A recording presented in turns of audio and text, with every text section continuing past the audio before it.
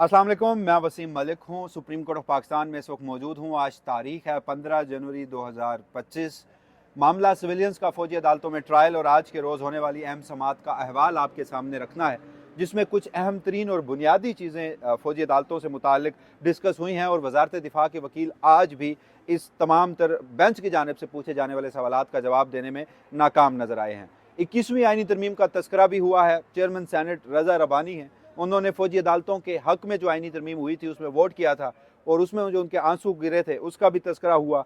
गठजोड़ नेक्सेस कि अगर कोई सिविलियन किसी का फ़ौज के अंदर किसी शख्स से कोई नेक्सेस साबित होता है, गठजोड़ साबित होता है, तो उनका ट्रायल किया जा सकता है या नहीं। तो इन तमाम तर सवालात के लिए, क्योंकि मैं किसी निजी काम के सिलसिले में कमरा अदालत में आज मौजूद नहीं था, तो हमारी दोस्त हैं मरियम नवाज़ ख़ान, ये वहाँ पर मौजूद थी, तो इनसे ज़रा पूछ लेते हैं। मरियम, एक तो समाअत का अहवाल बताइए, कौन से अहम उसमें सवालात पूछे गए और बेंच का कंडक्ट क्या था। और सुना है कि जैसे जमाल मंदोखेल और जस्टिस हसन नज़र रिजवी ने आज एक मरतबा फिर मुकम्मल तौर पर फ़ौजी अदालतों का केस जो है वो फारिग कर दिया। बिल्कुल ऐसे ही आज सिर्फ जस्टिस जमाल मंदोखेल और जस्टिस हसन नज़र रिजवी ने नहीं किया, बल्कि आज तो जस्टिस मोहम्मद अली मज़हर ने भी एक पॉइंट पर आके बड़े सख्त सवालात पूछे और उसके अलावा जस्टिस नईम अख्तर अफ़गान ने भी एक पॉइंट रेज़ किया, जिससे ख्वाजा हारिस साहब जो पिछले 1.5 घंटे से यानी सुबह 9:30 बजे से 11 बजे तक के दरमियान जो एक आर्ग्यूमेंट बिल्ड करने की कोशिश कर रहे थे, वो मेरी नज़र में बिल्कुल ही बेवकत हो गया था। आज जब समाअत का आगाज़ हुआ तो पहला जो मिसाल दे रहे थे, आज जो उन्होंने जजमेंट कोट करना थी ख्वाजा हारिस साहब ने, वो थी 21वीं आईनी तरमीम। आपको याद होगा सुप्रीम कोर्ट ऑफ पाकिस्तान ने रावलपिंडी बार केस में उसको डिसाइड किया है। उस मुकदमे का जब उन्होंने हवाला दिया तो उस मुकदमे के हवाला देने पर ही जस्टिस जमाल मंदोखेल ने कहा कि ये तो 21वीं आईनी तरमीम किस पैराहे में की गई थी। उनका सवाल बेसिकली जवाब ही होता, उनको पता तो है। तो उन्होंने कहा कि ये 2014 के बाद की गई थी और बाकायदा इस पर गुफ्त शनीद हुई थी।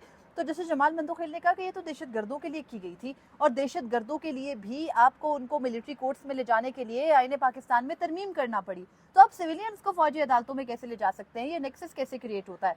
तो यहाँ पर वो नेक्सस का सवाल उभरा और उसके बाद जस्टिस जमाल मंदोखेल के जवाब में ख्वाजा हारिस साहब कहते हैं कि जो फौजी अदालतों के लिए जो 21वीं आईनी तरमीम की गई थी वो किसी और वजह से की गई थी। उसकी वजह सिर्फ दहशतगर्दों को इस जुमरे में लाना नहीं था, बल्कि उसमें कुछ और दफात शामिल करना भी मकसूद था।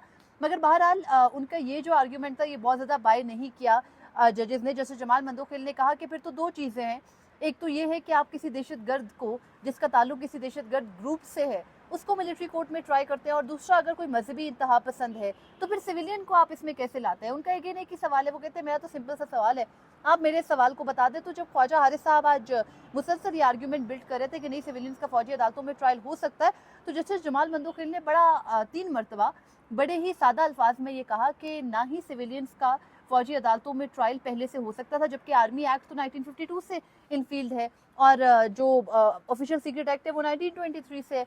तो ना पहले सिविलियंस का फौजी अदालतों में ट्रायल हो सकता था और ना ही आज हो सकता है। यानी जस्टिस जमाल मंदोखेल और जस्टिस हसन नज़र रिजवी आज उन्होंने एक किस्म का अपना माइंड डिस्क्लोज कर दिया, फैसला सुना दिया कि ना तो पहले हो सकता था और ना ही अब किया जा सकता है। जस्टिस जमाल मंदोखेल तो पहले दिन से ही कह रहे हैं, आज उन्होंने क्लियरली 3 मरतबा ख्वाजा हारिस साहब के साथ आर्ग्यूमेंट करते हुए यही बात की कि नहीं हो सकता सिविलियंस का फौजी अदालतों में ट्रायल, ना पहले मुमकिन था ना आज मुमकिन है। मगर जो जस्टिस हसन नज़र रिजवी हैं उन्होंने एंड पर आकर बड़ा पर्टिनेंट एक चीज़ क्वेश्चन रेज किया। उन्होंने कहा कि जब 21वीं आईनी तरमीम का हवाला दे रहे थे तो उन्होंने कहा कि एक साबिक चेयरमैन सेनेट थे जो 21वीं आईनी तरमीम पर वोट देने के बाद में रोए भी थे, तो उनका तो रोना भी तारीख का हिस्सा है, उनको आंसू क्यों बहाने पड़े। तो जैसे जमाल मंदोखेल कहते हैं कि उन साबिक चेयरमैन सेनेट को शायद इस बात का इदराक हो गया था कि उन्होंने किया क्या है, कर क्या दिया, यानी सिविलियंस का फौजी अदालतों में ट्रायल करने की इजाज़त दे दी है। तो वहाँ पर जस्टिस मोहम्मद अली मज़हर ने कहा कि वो साबिक चेयरमैन यानी रज़ा रबानी नाम नहीं लिया गया, साबिक चेयरमैन सेनेट तो फिर 2 साल इस बात पर नाराज़ भी रहे। तो जैसे जमाल मंदोखेल ने कहा कि उनको नाराज़गी की ज़रूरत क्या थी, उन्होंने सिर्फ एक वोट नहीं करना था, ज़्यादा से ज़्यादा उनकी सीट चली जाती, लेकिन उनको अपने प्रिंसिपल के साथ जुड़ा रहना चाहिए था। ख्वाजा हारिस साहब ने कहा कि मैं इस बात पर मज़ीद बहस नहीं करूँगा, ना मैं कोई कमेंट करूँगा, क्योंकि जो रज़ा रबानी साहब है वो मुअज़्ज़िज़ हैं, सीनियर हैं। ऑब्वियसली आपको पता है वकला में एक कर्टसी भी देखी जाती है, सीनियर है उसके बारे में बात नहीं की जाती। तो वो उन्होंने नहीं की। बहरहाल आज के ही समात के अंदर जब ख्वाजा हारिस साहब ये आर्ग्यूमेंट कर रहे थे कि इसमें आईनी तरमीम का हवाला दे रहे थे, तो उन्होंने कहा कि आपको याद होगा जो 23 अक्टूबर 2023 का फैसला आया था, उसमें जस्टिस आयशा मलिक का एक अलग से नोट था और वो नोट बाकायदा 10A से मुतालिक था। उन्होंने इंडियन जो सुप्रीम कोर्ट या इंडिया में जो प्रैक्टिस है उसका हवाला देते हुए अटॉर्नी जनरल के दलाइल के मुताबिक पूरा अपना एक इजाफी नोट दिया था। तो वहाँ पर जब आज इन्होंने हवाला दिया, ख्वाजा हारिस साहब ने कहा कि जस्टिस आयशा मलिक ने तो आर्टिकल 10A के टच स्टोन पर इसको देख लिया, जबकि वो देख ही नहीं सकती थी इस टच स्टोन पर। और जो आर्टिकल 10A है वो तो बुनियादी इंसानी हकूक़ का यानी फेयर ट्रायल का हक है, उसका क्या ताल्लुक है फ़ौजी अदालतों से? कोई भी बुनियादी हकूक़ तो लागू ही नहीं होते फ़ौजी अदालतों में, ये तो आपको पता उनका कंसिस्टेंट व्यू है। तो वहाँ जस्टिस मोहम्मद अली मज़हर ने कहा कि आपने जस्टिस आयशा मलिक की जजमेंट का बस ऐसे ही जनरलाइज़ करके कह दिया है, आप ऐसे क्यों कह रहे हैं? आप हमें बताएं कि जस्टिस आयशा मलिक की जजमेंट में क्या गलत है। फिर जस्टिस मोहम्मद अली मज़हर ने एक्चुअल टफ टाइम में समझती हूँ दिया। उन्होंने कहा कि फेयर ट्रायल के तकाजे तो हर किस्म की अदालत में पूरे करने होते हैं ना, चले आप भूल जाएं कि 10A है। उन्होंने कहा जब पाकिस्तान के आइन में आर्टिकल 10A शामिल नहीं हुआ था साल 2010-11 से पहले, तब भी तो आप किसी सिविलियन के साथ गैर इंसानी सलूक ट्रायल के दौरान नहीं करते थे। ट्रायल के तकाजे होते हैं, तरीक़ेकार होता है, वो पूरा करना होता है। तो फ़ौजी अदालतों के ट्रायल का तरीक़ेकार क्या है? तो वहाँ पर जस्टिस अमीनुद्दीन खान ने, जब justice Mohammad Ali Mazhar with all the examples Khawaja Haris साहब को कोई वे आउट नहीं दे रहे थे, तो जस्टिस अमीनुद्दीन खान ने रास्ता दिया और उन्होंने कहा कि देखिए ये जो 105 सिविलियंस का ट्रायल हुआ है, इसमें हमें तो नहीं पता कि इसके केस की क्या फैक्चुअल पोजीशन है, तो जब तक वो हमें फैक्ट्स मालूम नहीं है तो हम फिर इस बात को एसेस कैसे कर मतलब सकते हैं? आप ये कह रही हैं कि इससे कबल हमने देखा था हम्म, कि बेंच के दो रुकन, क्योंकि जस्टिस शाहिद बिलाल हसन वो तो मुकम्मल खामोश हैं, हम्म। वो अभी तक उन्होंने एक सवाल भी नहीं पूछा। उनकी गालबन आज खामोशी को तूफान समझा 9वीं जा सकता है। 10वीं समात थी, हम्म, तो इस बात की क्लैरिटी ये आती है कि जो जज है अमूमन जो सवाल पूछा जाता है वो ये कि वो अपनी अंडरस्टैंडिंग के लिए पूछ रहा होता है। हम्म, जस्टिस शाहिद बिलाल हसन के नज़दीक सब क्लियर है, हम्म। या उन्होंने फैसला कर लिया है, वो हाँ। फैसला उनके या दिमाग में फिर है। वो पहले से इस बात पे क्या पता कि इस प्रिंसिपल असूल पर हो कि सिविलियंस का या तो ट्रायल हो सकता है या नहीं हो सकता। जी हाँ, कोई इन बीच दोनों की में बात से नहीं। कोई एक सूरत हाल हो सकती है। लेकिन जस्टिस मोहम्मद अली मज़हर और जस्टिस अमीनुद्दीन खान ख्वाजा हारिस साहब को अक्सर वे आउट देते नजर आते थे, तो आज जस्टिस मोहम्मद अली मज़हर भी कुछ सख्त सवाल पूछते वो पाए सख्त सवालात पूछ के, क्योंकि उस वक्त उन्हें भी महसूस हुआ कि भाई ये तो चीज़ें कुछ ज़्यादा शायद बाहर जा रही हैं, आउट ऑफ रीच। गो के वो इससे पहले हमें हमेशा डिफेंड करते नजर आए हैं, लेकिन जहाँ जस्टिस आयशा मलिक का नोट का हवाला देकर उन्होंने स्पेसिफिकली उनके नोट को डिस्कस करने की कोशिश की, तो वहाँ पर जस्टिस मोहम्मद अली मज़हर ने डिफेंड किया और इस पैराहे में किया कि भाई आप एक जज को स्पेसिफाई करके क्यों कह रहे हैं? आपके सामने जजमेंट है, आप जजमेंट को कर दें। अगर आपको लगता है कि वो डिफेंडेबल नहीं है और वो जजमेंट सस्टेनेबल नहीं है, तो आप जो उसके वीक पॉइंट्स है वो हमारे सामने रेस कर दें। मगर आज वसीम सबसे अहम ये हुआ कि इंटरनेशनल जो कन्वेंशन है पाकिस्तान के, उनका हवाला ख्वाजा हारिस साहब ने खुद दिया। और उनका हवाला उन्होंने दिया जब उन्होंने कहा कि जो 21वीं आईनी तरमीम का फैसला था उसमें भी पाकिस्तान के इंटरनेशनल जो कन्वेंशन हैं उनका जिक्र ICCPR का है। पाकिस्तान जो मुख्तलिफ बैनुल-अक़वामी मुआहिदे हैं उनका सिग्नेटरी है। सिर्फ GSP प्लस के हवाले से कोई 1 दर्जन से ज़ायद वो कन्वेंशन हैं 27 हैं, तो 2 दर्जन से ज़ायद हैं। हम्म। बहरहाल जब ये बात हुई तो जस्टिस जमाल मंदोखिल ने कहा कि पाकिस्तान तो फिर इंटरनेशनल मुआहिदों का पाबंद है ना, पाकिस्तान उनकी वॉयलेशन तो नहीं कर सकता और मुल्क में किसी भी शहरी के साथ ये जो है वो इंसाफ की पामाली नहीं हो सकती।